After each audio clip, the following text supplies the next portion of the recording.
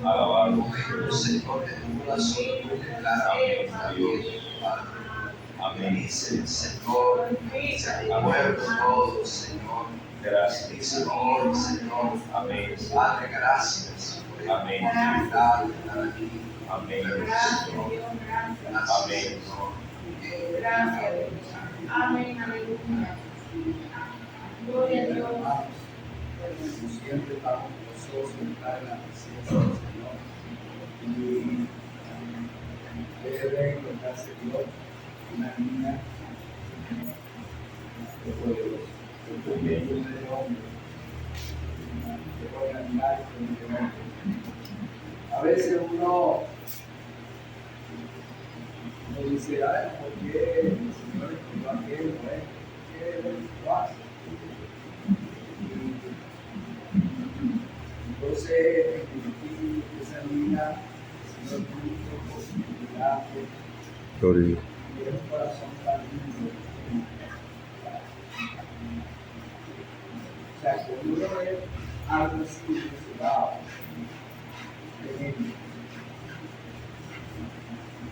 ella se para, llena del Espíritu Santo, porque ella se entendieron, que tiene percepción del Espíritu Santo. Ella se para aquí, llena del Espíritu Santo, y dice cosas que solo lo puede decir alguien que esté lleno del Espíritu de Dios. O sea, eso hay que verlo, eso no es que yo no que fue entrenada, que fue eso se siente. Entonces, hermano, hay que creer que Dios es el que levanta a los hombres y a las mujeres para un propósito. Y todos nosotros tenemos un propósito, lo hemos hablado acá. Lo que tenemos es que obedecer, más que tener alguna percepción personal, hay que obedecer a veces aunque uno no entienda. A veces la mayoría de las veces no entendemos, porque el Señor no nos revela sus planes en detalle, sino que nos lleva caminando, remando por un camino, y en ese camino el Señor nos va mostrando su voluntad. O sea, Dios no te dice, tú tienes esto y esto, tú vas a hacer esto y esto, paso a paso, sino que Él te dice, móntate en la barca y rema. Y en la medida que tú vas remando, yo te voy a ir revelando. Así es la cosa de Dios. Dios no te dice todos los detalles, te hace un llamado y tú vienes a cumplir, a levantarte en el llamado, y cuando tú arrancas en tu llamado, Él te comienza a hablar. El problema de nosotros es que a veces no queremos arrancar nunca, o sea, siempre nos quedamos en la orilla, lo hemos predicado. Entonces siempre nos quedamos en la orilla y pretendemos que Dios nos hable en la orilla. Y resulta que en la orilla Dios no te va a hablar. Él ya te hizo un llamado. Él te hizo un llamado en la orilla, pero Él espera que tú camines. Y ese es el problema de nosotros, que a veces no nos atrevemos a empezar a remar. Pero cuando comenzamos a remar, comenzamos a ver su gloria. Y ahí es donde está la cosa interesante. Ahí es donde se pone la cosa interesante. Comenzamos a remar. Comenzamos a ver su gloria, pero también comenzamos a ver los vientos en contra. Y para donde tú remes, si lo que dice rema para la derecha, pues a la derecha tendrá el viento contrario. Si te dice rema a la izquierda tendrá el viento contrario. Y lo más terrible, hermanos, es que les voy a decir algo. Y yo quiero que eso lo tengamos presente, que es lo siguiente. Óigame lo que les voy a decir, que esto es tremendo. Cuando usted comienza a remar, los primeros enemigos que usted va a encontrar son los de su casa. Satanás va a usar las personas más cercanas a ustedes para impedir o tratar de impedir tu terreno. De alguna manera él se la va a ingeniar para que alguien muy cercano a ustedes se le dé algo para que usted se sienta como desanimado. Le va a hablar algo en sus oídos para que usted se sienta desanimado o desanimado. Porque en esas cosas uno tiene que entender cómo se mueve Satanás. Va a usar a su esposa, va a usar a su hermano, va a usar a su hijo, va a usar al que esté más cerca de usted para producir desánimo y usted no venga a la iglesia, usted no siga en ese remar, y esa es la batalla de los cristianos. Esa es la perdón, esa es la batalla. Pero tenemos que entender que esto forma parte de lo que nosotros tenemos que vivir. Pero en la medida en que usted reme, aunque venga esos vientos en contra, usted va viendo la gloria. O sea, y a veces, yo no le puedo decir, por eso es que la palabra es de edificación, de consolación. Porque yo le traigo un consuelo. El consuelo es que Dios le va a mostrar su gloria. Y Dios la va a bendecir en ese trayecto, en esa remadera que usted le va a tocar. Pero lo que pasa es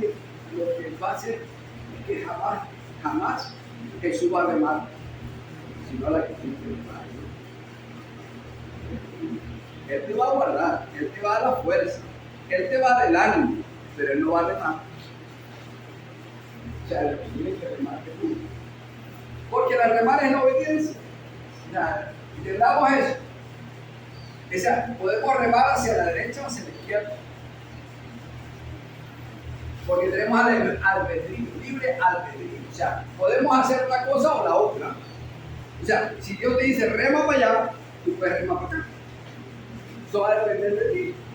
Pero si tú remas para acá, tú nunca vas a ver la gloria. Pero si tú remas para allá, tú vas a ver la gloria.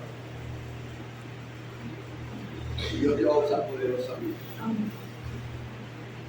Pero el problema está en lo siguiente, hermano. Yo lo dije la otra vez, que es que hay muchas barcas. No sé si ustedes captan, hay muchas barcas. En la iglesia, en el cuerpo de Cristo, hay muchas barcas. No te puedes montar en la barca de otro. Tienes que montarte en la barca de Dios. Porque Él respalda su obra. Oigan, Él respalda lo que Él da como barca para vivir. O sea, todos tenemos una barca que montar, tenemos que remar, pero Él, asegúrate de que es la barca que Él te dio. No busque la barca de otro. Porque a veces anhelamos la barca de otro porque la vemos más abierta. No sé si ustedes entienden. Cada quien tiene un propósito en el reino. No busque el propósito de otro. O sea, no trates de ser como otro. Ser tú porque Dios te hizo tú. No eres otro, eres tú y eres tú. O sea, lo que hizo Moisés, lo hizo Moisés.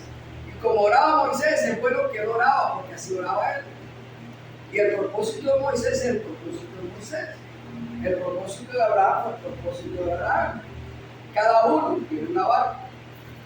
Y tenemos que remar en esa barca.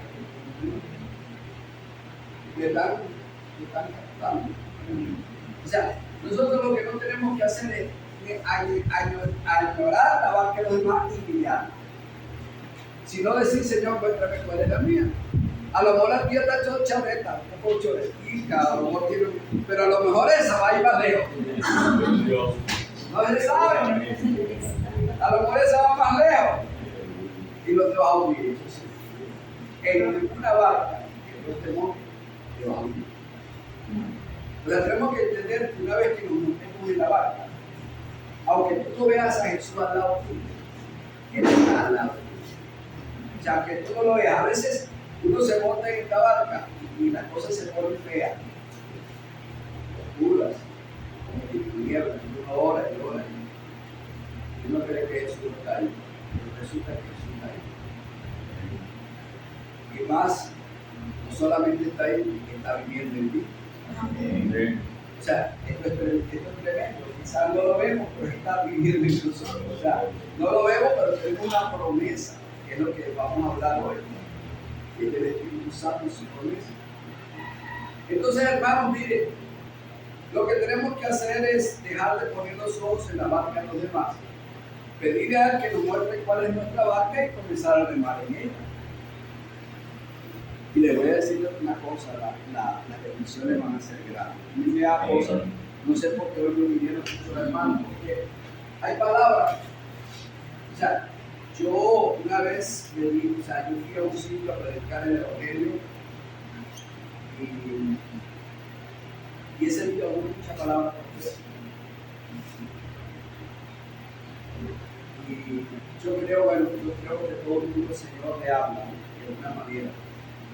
De repente me habla a mí predicando el Evangelio. O sea, no crean ustedes que yo no paso por situaciones difíciles. Paso. Y tengo que superar muchas cosas para también venir y predicar el Evangelio. Y de desánimo. Porque eso es la obra de Satanás, tiene el desánimo, la falta de oración. A veces uno no tiene ganas de orar porque suceden cosas, pero nunca debemos dejar de remar. O sea, cuando dejemos de remar, entonces los vientos nos van a arrastrar. El problema de nosotros, cuando estamos montados en la barca, es que nosotros no podemos dejar de remar. Y yo quiero decirles, que eso fue lo que el Señor me motivó a comenzar esta prédica, no está escrito eso, es que el enemigo siempre va a usar lo más cercano que tiene a ti para dañarte y para tratar de impedir que el propósito de Dios se cumpla en tu vida. Entendamos lo siguiente, hermano. Todos nosotros tenemos un ministerio que es predicar la palabra de Dios. Esa es la gran encomienda que nos dio el Señor, y predicar el Evangelio. Pero aparte de eso, nuestra vida cristiana tiene un propósito. Y siempre, por ejemplo, el caso de Jesús, cuando Jesús vino al mundo, él tenía un propósito fundamental, que era morir en la cruz del Calvario.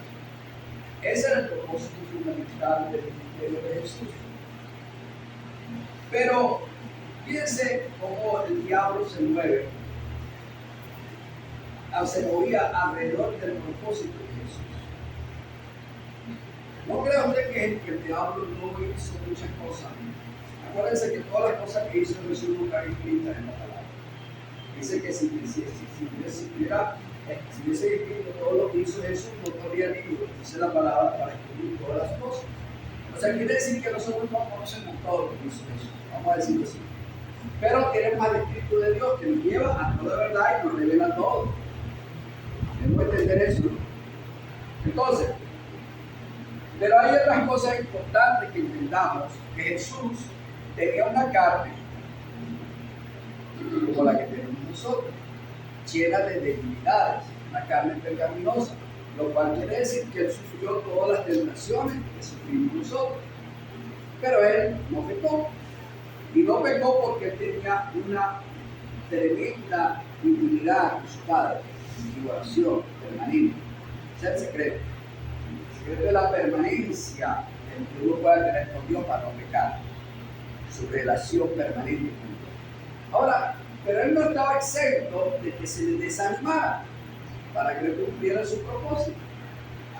Fíjense cómo es el Satanás tremendo. Que él le confiesa a sus discípulos, óigame lo que quiero decir, porque Satanás no sabe todas las cosas. Satanás oye todas las cosas porque tiene muchos espías, pero Satanás no sabe todas las cosas ni le puede leer el pensamiento, pero oye lo que la gente dice, ojo lo que dice. Es importante eso. Cuando Dios te da un llamado, es mejor que tú lo calles, porque a mí me hizo un llamado, yo lo hablé y me confundió. El diablo me confundió. Óigame lo que te voy a decir. Cuando Dios habló, cuando Jesús dijo a sus discípulos, voy a tener que ir a Jerusalén y ser maltratado, golpeado, dejado y me hagan crucificar. Se lo confesó a los apóstoles y se lo confesó a Pedro. Inmediatamente los espías le dicen, mira lo que dijo Jesús. Le dieron a Satanás, mira lo que dijo Jesús, que Jesús tenía que ir a tal. Entonces Satanás inmediatamente, pero entonces esto es lo que está pasando. O sea, él no entendía el ministerio de Jesús, pero entonces cuando Jesús confesó lo que iba a pasar, entonces llegó el diablo y le habla a Pedro. Oye, bien, le habla a Pedro. Oye, esto es importante, hermano, porque Dios hace eso. El diablo hace eso para frenar tu propósito. Llegó Satanás y le habló a Pedro y Pedro le dice a Jesús, Señor, pero de ninguna manera ten compasión de ti mismo, de ninguna manera permitas que eso te pase. Oye, mírame esto. Pedro está hablando con Jesús y quizás está hablando porque quiere lo mejor para Jesús, pero esas palabras no vienen de él, sino que vienen puestas por el demonio a través de sus pensamientos, porque eso es lo que hace Satanás, o sea, los dardos de fuego. Entonces vino y le puso ese pensamiento a Pedro. Y Pedro dice, no era un pensamiento contrario a los sentimientos de Pedro, Pedro lo lanza. Y entonces es usado por Satanás para desanimar a Jesús. Cuando Jesús oye esta palabra, que correctamente percibe lo que está pasando, y le dice, apártate de mí, Satanás. Eres tropiezo para la voluntad de Padre. Porque Pedro estaba siendo usado por Satanás y Pedro era el discípulo más cercano de Jesús. Entonces, ¿qué te va a extrañar a ti? ¿Qué te extraña a ti? Que el hijo mío te diga, mamá, ¿por qué estás loca? ¿Cómo tú vas a seguir esa gente? Esa gente son los fanáticos, esa gente son los mentirosos, etcétera, etcétera. Y puede llegar esto más allá. Esto puede llegar aún más allá. Si sigues yendo para esa iglesia, yo voy de la casa.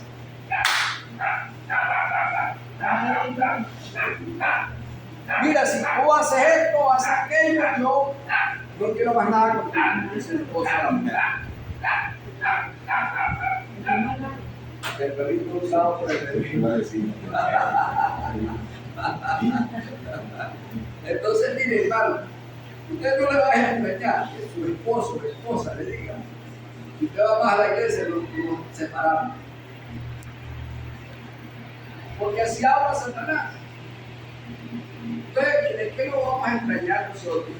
De que el enemigo ponga en pensamientos a las personas más cercanas que tenemos nosotros para estorbar el ministerio, para estorbar nuestra salvación, para estorbar lo que Dios nos quiere dar.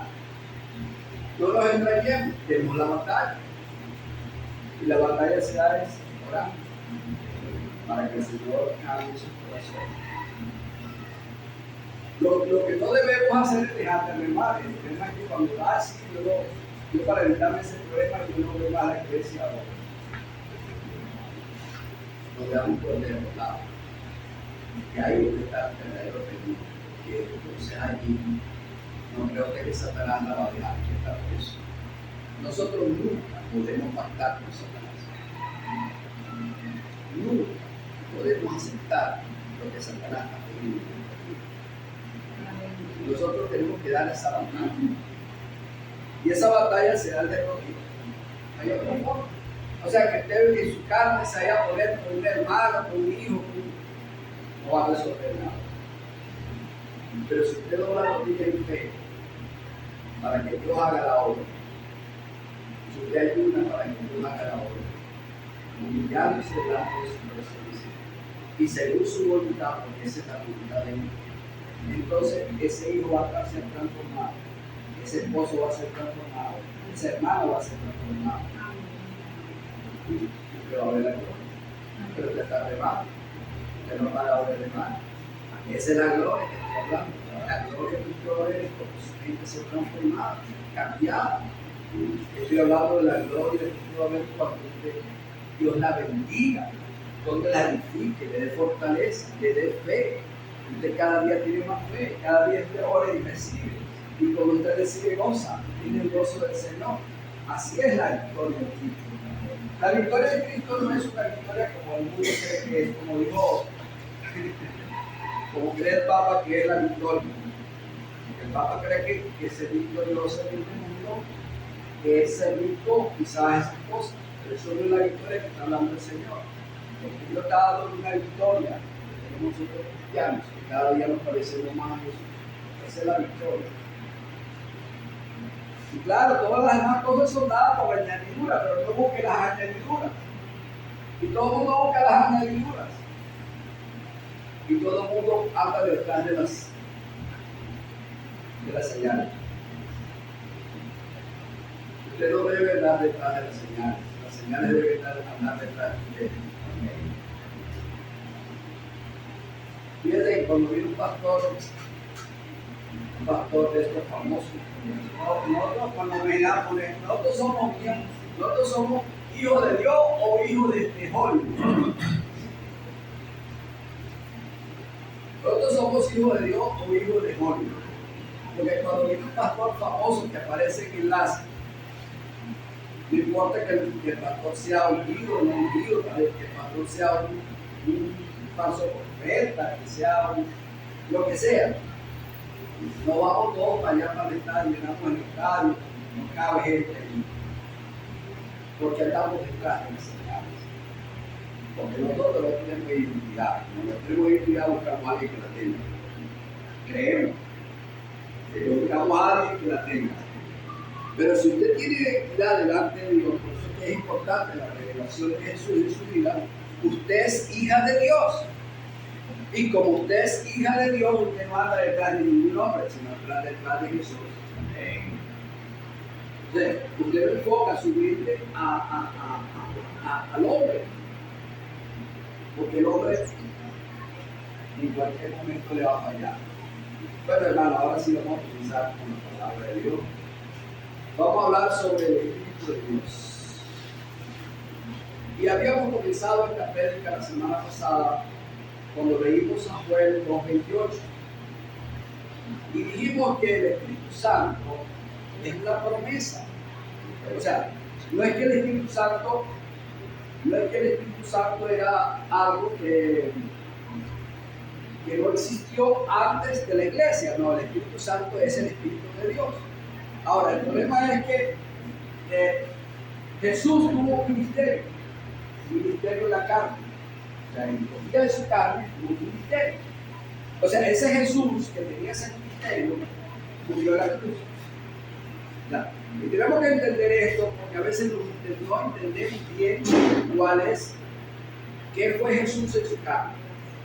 Jesús en su carne tuvo un ministerio. Ese ministerio duró 33 años. 33 años y medio, más o menos. Y ese Jesús es el Cordero. Y el Cordero tenía que morir en la cruz. Pero no muere Dios, que está en Jesús, sino que muere Jesús en su parte carnal, su carne. Pero él cuando se va glorificado a su gloria, él dice, no os dejaré huérfanos, tendré a vosotros. O sea que él ahora tiene un nuevo ministerio, el ministerio del Espíritu. Ahora, no es que el Espíritu Santo no estuvo en el Antiguo Testamento, sino que era otro tipo de ministerio. Vamos a decirlo en ejemplo. El ministerio del Espíritu Santo en el Antiguo Testamento no es igual al ministerio del Espíritu Santo en el Nuevo Testamento. O sea, no es lo mismo el ministerio del Espíritu Santo al pueblo de Israel que el ministerio del Espíritu Santo a la iglesia.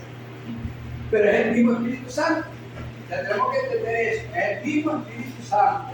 Porque no hay dos Espíritus Santos. Hay un Espíritu Santo, el Espíritu de Dios. ¿Estamos claros? Aunque en Apocalipsis habla de 7 Espíritus de Dios. No puedo entrar en esos detalles porque digamos que se me estudio porque los 7 Espíritus de Dios. Pero vamos a hablar del Espíritu Santo. ¿Okay? Aunque la palabra dice que Dios tiene 7 Espíritus. Ahora bien, el Espíritu de Dios,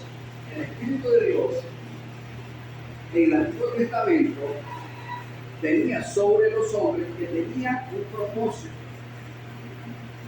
Y venía la llenura del Espíritu Santo, pero no era, él no vivía en la persona. Tenemos que entender eso. ¿Por qué? Porque no era el tiempo del ministerio del Espíritu. O sea, había una revelación distinta al pueblo, a la humanidad, una revelación distinta. Había un templo físico. Entendamos que había un templo físico. Y ese templo físico que fue ordenado por Dios a Moisés, el tabernáculo que vio en el monte Sinai, ese templo existía y estaba en un lugar santo y un lugar santísimo. Ese templo existía y fue ordenado por Dios en el antiguo pacto. Pero en el nuevo pacto, ese templo ya deja de existir, porque él ahora no vive en un templo hecho por hombres, sino en el templo hecho por él, y el corazón de cada uno de nosotros. O sea, él se mudó de casa, vamos a decirlo así. Y él vino a morar en nosotros, con un objetivo, y eso es lo que queremos estudiar ahora, para la gloria de Dios más adelante. Entonces leímos en Joel 2:28 y Ezequiel 37, del 26 al 2. Y bueno, del 27, Ezequiel 37. Si quieren lo leemos o continuamos. Bueno, vamos a entender entonces que el Espíritu Santo es una promesa para la iglesia de Dios. Y vamos a tratar de comprender cuál es el objetivo del Espíritu Santo.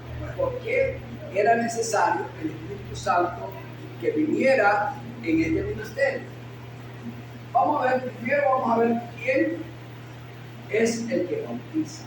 Porque muchas veces nosotros tenemos una confusión. Y a veces la gente va a bautizar y bautiza en el nombre del Padre, en el nombre del Espíritu Santo, porque nosotros no hemos entendido de qué se trata todavía eso. Nosotros no hemos entendido que es Dios. Y entonces comenzamos a partir de que yo diga el nombre del Padre, del Hijo y del Espíritu Santo, ¿qué estoy diciendo? Nada, es la misma cosa. O sea, si Pedro se llama Pedro María Ramírez, el nombre de Pedro, el nombre de María y el nombre de Ramírez, es la misma cosa, es la misma persona. Entonces, pero cuando nosotros bautizamos, tenemos que saber el nombre que vamos a mencionar. Vamos a leer lo que dice Juan 1, del 32 al 33.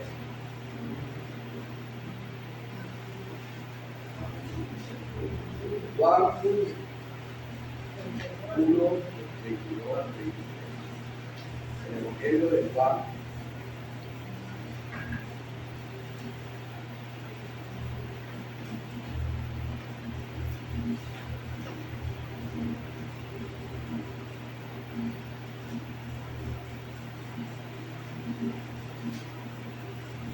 Dice, ¿quieren ya?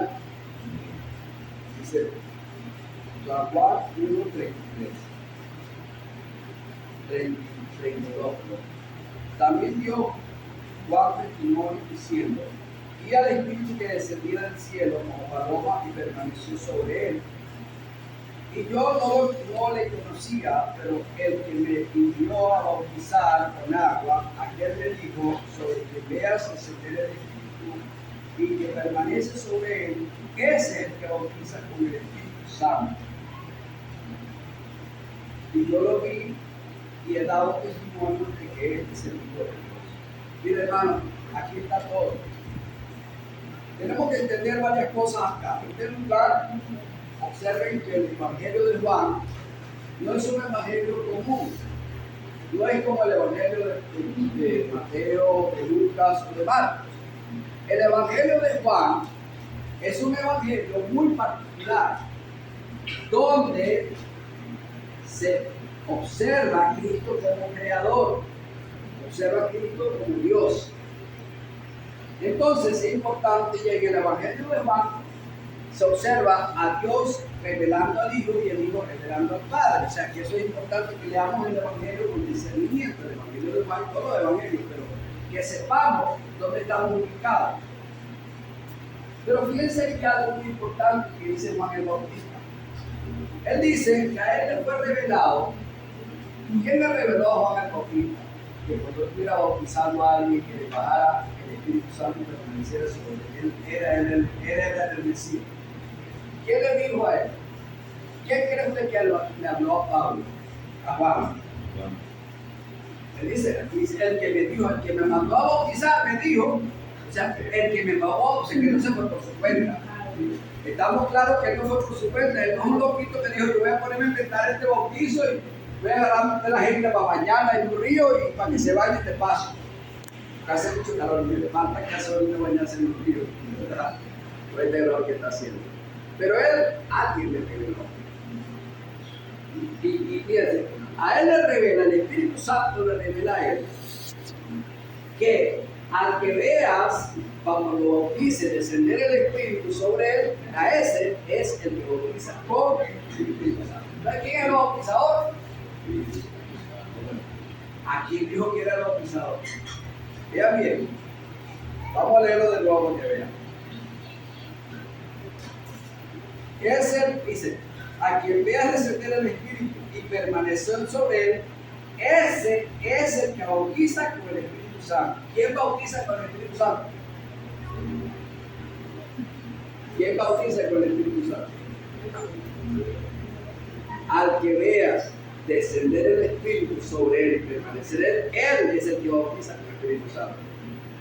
¿Y quién fue el que fue? ¿Quién fue bautizado bajo el Espíritu Santo sobre él? Cristo. Jesucristo. Entonces, ¿quién es el que bautiza con el Espíritu Santo? Entonces, cuando usted esté bautizando a alguien, usted tiene que bautizar en nombre de quién? De Jesucristo. Porque él es el que bautiza. El que bautiza a usted es Jesús con su Espíritu. Ahora, pero Jesús es Dios. Pero acuérdense que cada ministerio le corresponde. O sea, entonces, ¿cómo revelarlo? El Espíritu de Dios tiene un ministerio. El ministerio del Espíritu. Y es Jesús en el Espíritu. Pero cuando hablamos de la carne, del ministerio de Jesús en su carne, es Jesús el que es llevado a la cruz. El Espíritu Santo no fue crucificado en la cruz, ni Dios fue crucificado en la cruz. Fue la carne que tenía la humanidad de Dios, la humanidad que tomó Dios para vivir en este mundo, la que fue crucificada en esa cruz. Esa humanidad, entonces el Hijo de María fue crucificado en la cruz. Por eso nosotros podemos decir que Dios, que María es hija, que era madre de Dios, porque es una mentira, es una blasfemia. María no es la madre de Dios, la madre de la humanidad que usó Dios para venir a esta tierra. Esa humanidad es esa humanidad es la que es hijo de María. Bueno, no podemos decir que María es la madre de Dios porque es imposible.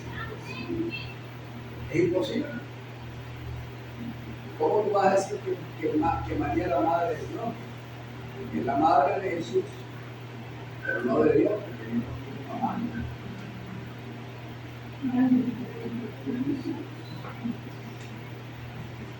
¿Dónde Dios no tiene madre? Padre, Dios es eterno. ¿Quién hizo a Dios? Dios es eterno. Entonces, hermanos, comprendamos eso para que tengamos revelación. Fíjense ahora en esta expectativa que tenemos sobre el Espíritu Santo. Jesús no habló mucho del Espíritu Santo. Óigame bien, tenemos que tener claridad en esto. Él revela el ministerio del Espíritu Santo en el capítulo 14, 15 y 16, unas horas antes de ser crucificado. Miren, esto es interesante. Jesús nunca habló del Espíritu Santo a sus discípulos, sino ya al final de su ministerio. Pero él asomó en Juan 7, fíjate lo que dice Juan 7, 38 al 39. Él ya ahí comenzó a hablar sobre